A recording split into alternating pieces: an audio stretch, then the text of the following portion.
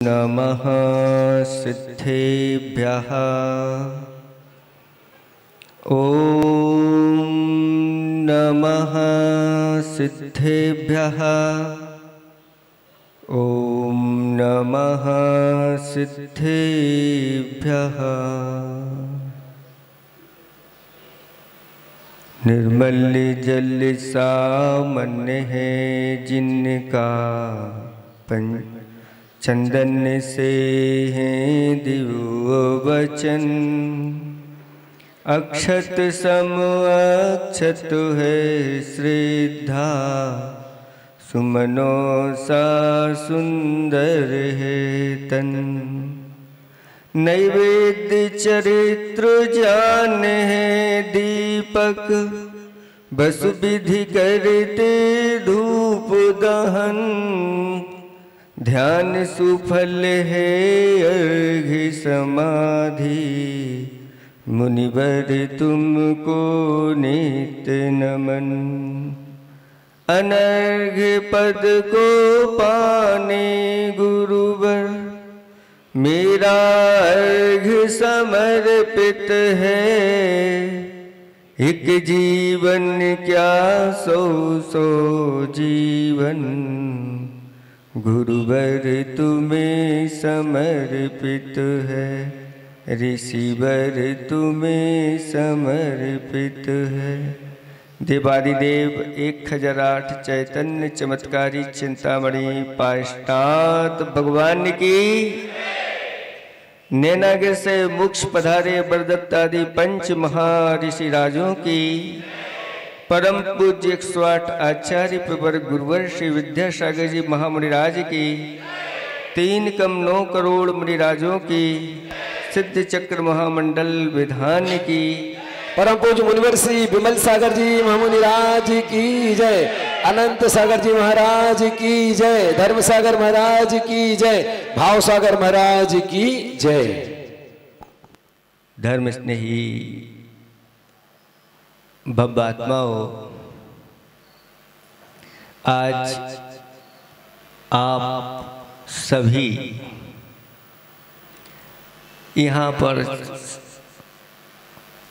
उपस्थित हुए हैं। क्यों हुए हैं? बोलो। महाराज आज होली है और होली विशेष दिन कहलाता है, इसलिए हम होली मनाने आए। वास्तव में जो होली का अर्थ समझते हैं वो ऐसे ही गुरुओं के पास आकर के, प्रभु के पास आकर के और उनके रंग में अपने आप को रंग देते हैं। कहा भी है कि ज्ञान गुलाल पास नहीं श्रद्धा। ज्ञान गुलाल पास नहीं श्रद्धा, ज्ञान गुलाल पास नहीं श्रद्धा। रंगना समता रोली है और नहीं प्रेम पिचकारी कर में। शांति केसर ना घोली है। उस शाद बाद सुमृदंग बजे नहीं। शाद बाद सुमृदंग बजे नहीं, नहीं मधुरस बोली है।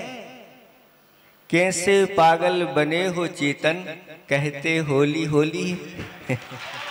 हे चेतन, इस होली को तो समझो। होली का अर्थ होता क्या है?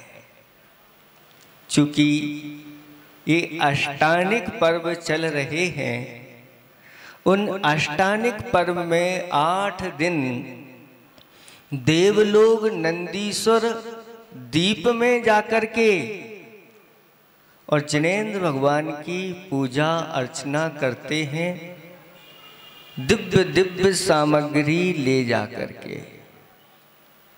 और जब 8 दिन उनके पूर्ण हो जाते हैं तो परिक्रमा आदि लगा करके और जब बाहर निकलते हैं तो देव भी ऐसे लगते हैं जैसे रंग में रंगे हुए हों,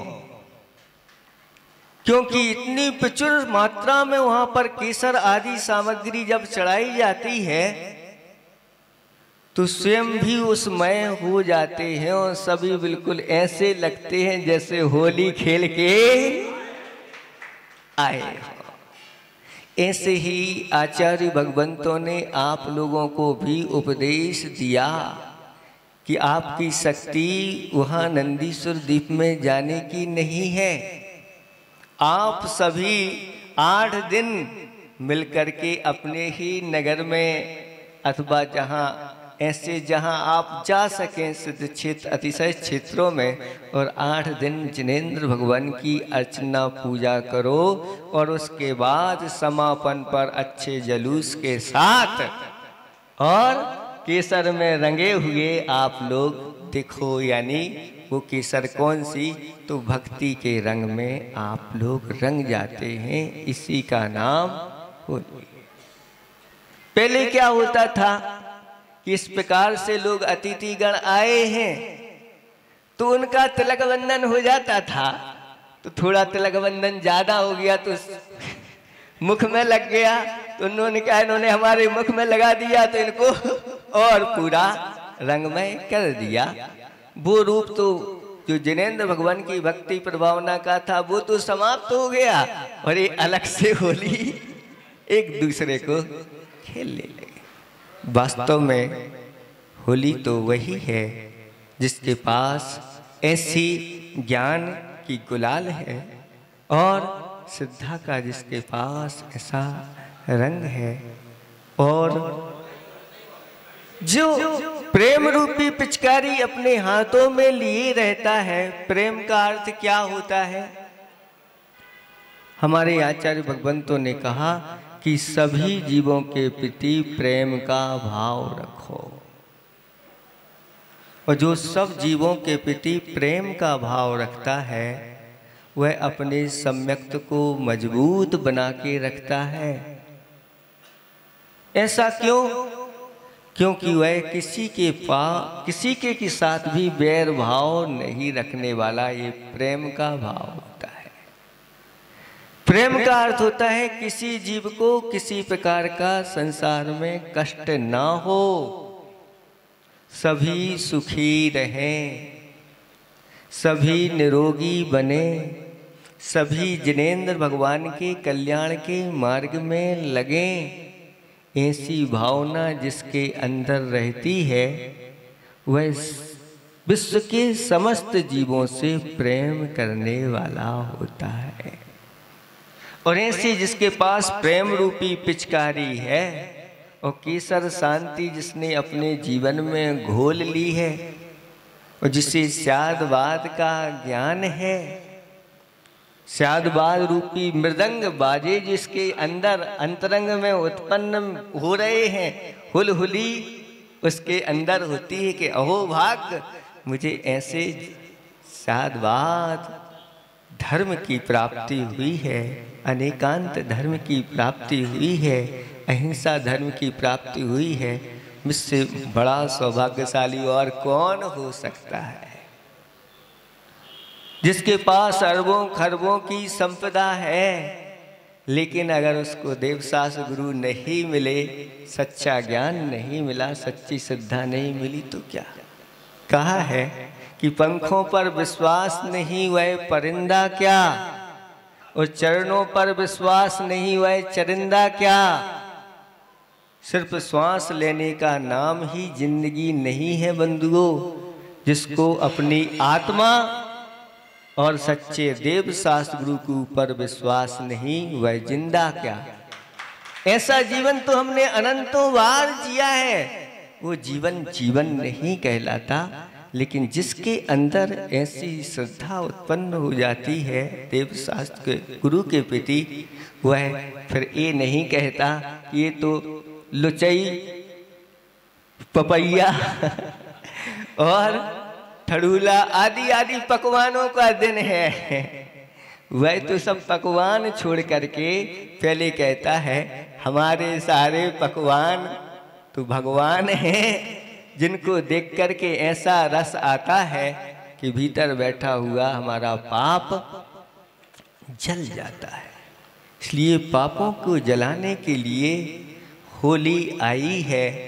और जो यहाँ 8 दिन से अनुष्ठान कर रहे हैं हम तो, और जहाँ जहाँ जो लोग कर रहे हैं वो सब पापों को जलाने का कार्य कर रहे हैं। वो ही सही वास्तविक होली खेल रहे हैं। और मुनिदास तो होली खेलती रहते। आप लोग कहते हैं खेले मुनिराज अकेले वन में के मन में अगर वन में ना हो तो अकेले मन में भी खेलते रहते हैं और कर्मों की निजरा करते हुए। आपको पता है कि वो स्थान है जहाँ पर पारसनाथ भगवान का साक्षात समुद्रण यहाँ पर नैनागिरी में आया था।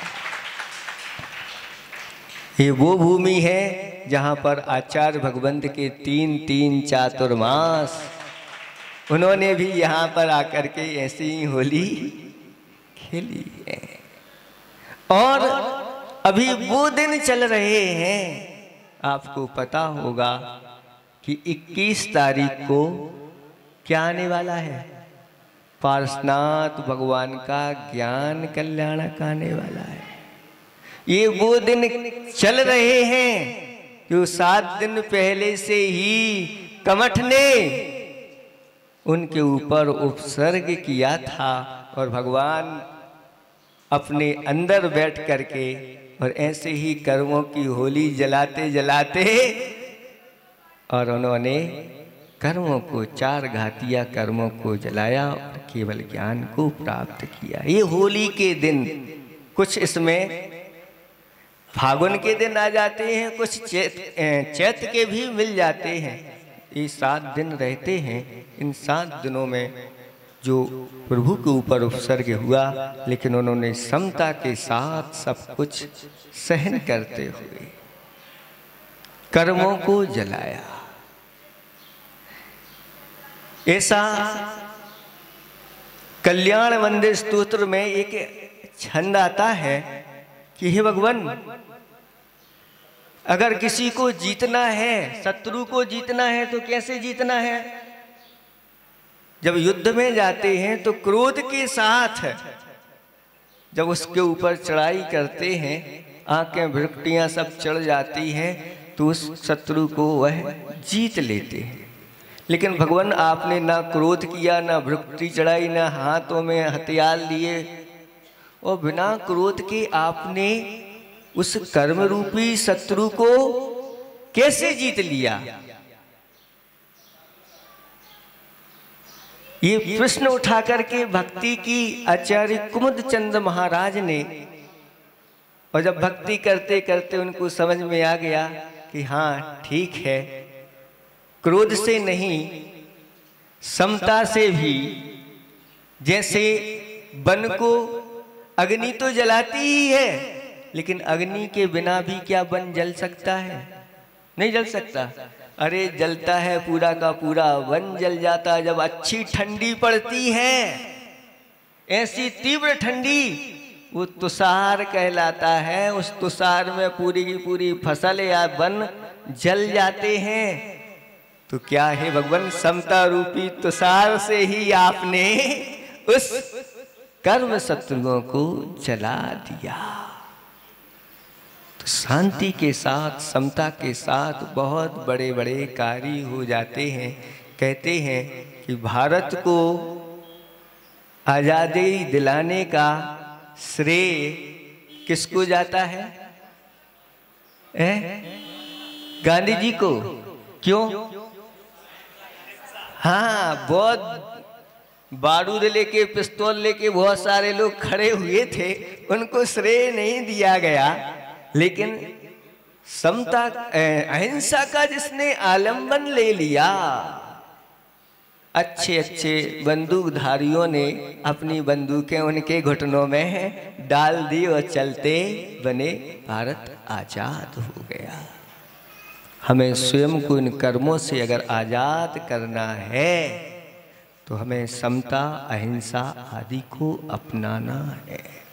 और जो जितना इन चीज़ों को अपने जीवन में अपनाता जाता है उतना ही कर्मों से छूटता चला जाता है।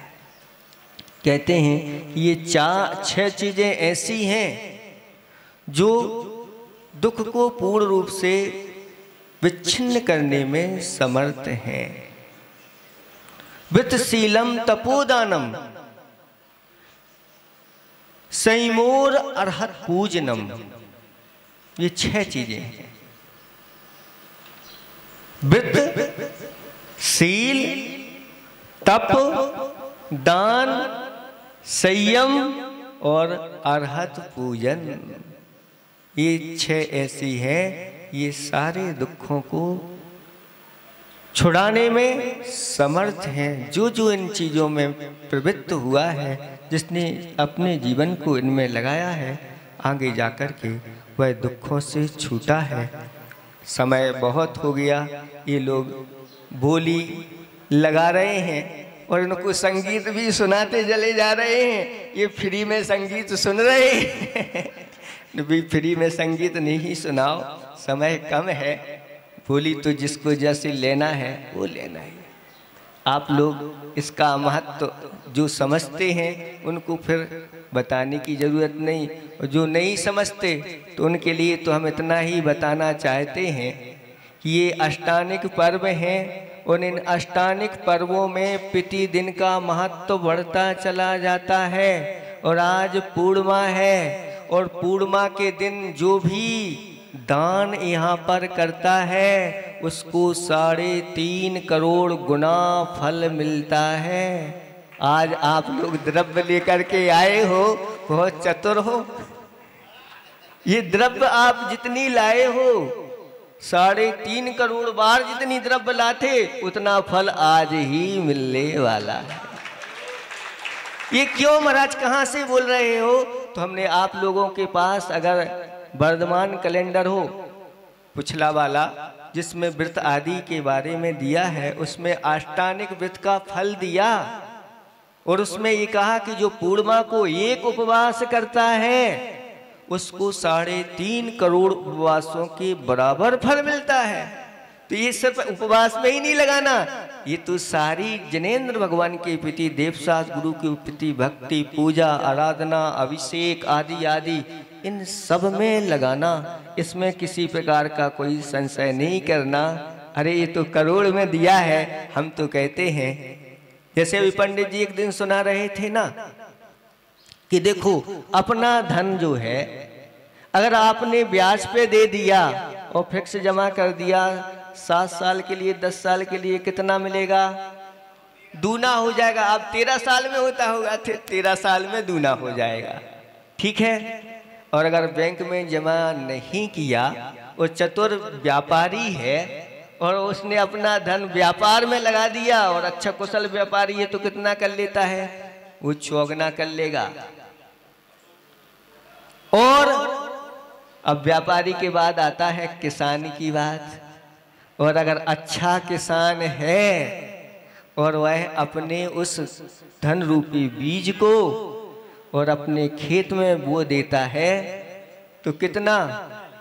40 गुना 1 साल का है और 13 साल का कितना होगा? आप लगा सकते हैं। शास्त्रों में नीतिकारों ने कहा कि अगर भूमि में बो दिया तो 100 गुना, 1 साल का है, एक बार का 100 गुना। अभी 40 आ रहा तो 40 गुना, 20 आ रहा तो 20 गुना, 13 साल में कितना होगा? आप लगा सकते कितने गुना होगा। लेकिन वही धन रूपी बीज अगर आपने ऐसे दान के 7 स्थानों में लगा दिया, जिन बिंबम, जिनागारम, जिन यात्रा महोत्सवम आदि आदि 7 स्थान हैं, इनमें लगा दिया तो कितना फल मिलेगा? 1000 गुना, लाख गुना, करोड़ गुना, अरब खरब नहीं, अनंत गुणा फल फलता है, ऐसा आचार्य भगवंत ने। इसलिए आचार्य जी ने खाई को बना दिया कि पुण्य फूला है, पुण्य, हाँ, बसंत ऋतु चल रही है और बसंत ऋतु में फूल जाते हैं, मोर बहुत आते हैं। पुण्य फूला है, पाप का पतझड़। बसंत ऋतु आने से पहले पतझड़ पाप का, पत्तों का हो जाता है और पुण्य फूल जाता है। फल अनंत। पुण्य फूला है, पाप का पतझड़, पुण्य फल अनंत। अनंत फल रूपी उस पर लगते हैं। ऐसी ये जिनेंद्र भगवान की महिमा सर्वोपरि है। इसलिए आप लोग अच्छी तरह से इन 6 चीज़ों में अपने जीवन को लगाओ और अच्छी ऐसी होली खेलो। एक दिन होली खेलते खेलते सब कर्मों का धुआं उड़ जाए और सिद्धालय में जाके आप लोग दिखते हैं ना पंचकल्याणक, तो पंचकल्याणक में जब सिद्ध भगवान सिद्ध होते हैं तो धुआं उड़ता है। वो किस भावों का? असद भावों का धुआं है। यह ध्यान अग्नि प्रज्वलित हुई नहीं और कर्म ईंधन न जलाया है। असद भाव का धुआं उड़ा नहीं और सिद्ध स्वरूप न पाया है और पाप आदि इस प्रकार से नष्ट नहीं हुए तो फिर अपनी होली होली नहीं कहलाती। इसलिए आप सबको ये होली अच्छी तरह से ऐसे ही धार्मिक अनुष्ठान करके मनाना है। बस इतना ही हम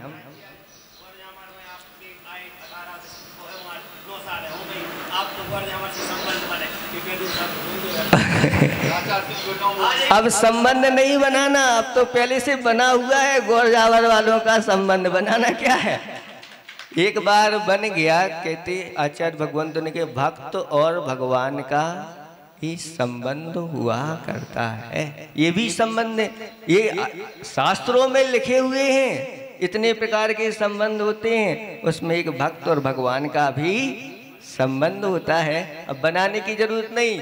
आप तो भगवान के पास आ गए, देवसात गुरु के पास आ गए, बस आपका संबंध बना हुआ है। अब इसमें कोई संशय होता है तो पूछने के लिए पूछने के लिए लोग संशय किसी प्रकार का रखो नहीं। हाँ, आज तक जितने भी भगवान बने हैं वो सब भक्त बन करके ही बने हैं। लेकिन कुछ लोग ऐसे भी नारे लगाने लगे हैं, भक्त नहीं। ऐसे नारे कभी लगाना नहीं अपने जीवन में, नहीं तो कुछ नहीं बन पाओगे कभी नहीं बन पाओगे। जितने भी बने हैं, चाहे वो तीर्थंकर ही क्यों ना हो, तीर्थंकर प्रकृति का बंध होता है तो वह देवसात जिनेंद्र भगवान की अरहंत भक्ति, सिद्ध भक्ति आदि आदि 16 कारण पर जिन्होंने नहीं पढ़ी हैं वो ऐसी बातें करते हैं। तीर्थंकर भी पहले उन्होंने भगवान की भक्ति आदि की है। बिना भक्ति के पादमूल में बैठने को नहीं मिलता। इसलिए पहले भक्त बनेंगे, भक्त बन के भगवान बनेंगे। यही सही मार्ग है अहिंसा परमो धर्म की। परम पूज्य गुरुदेव के पाद प्रकट जग में दूसरी चीज नहीं, हर बस थोड़ा मोल ले, इसका कोई मोल नहीं। गुरु के चरण पद पखारो, आचरण निहारो, आप यहाँ रे, आप यहाँ रे।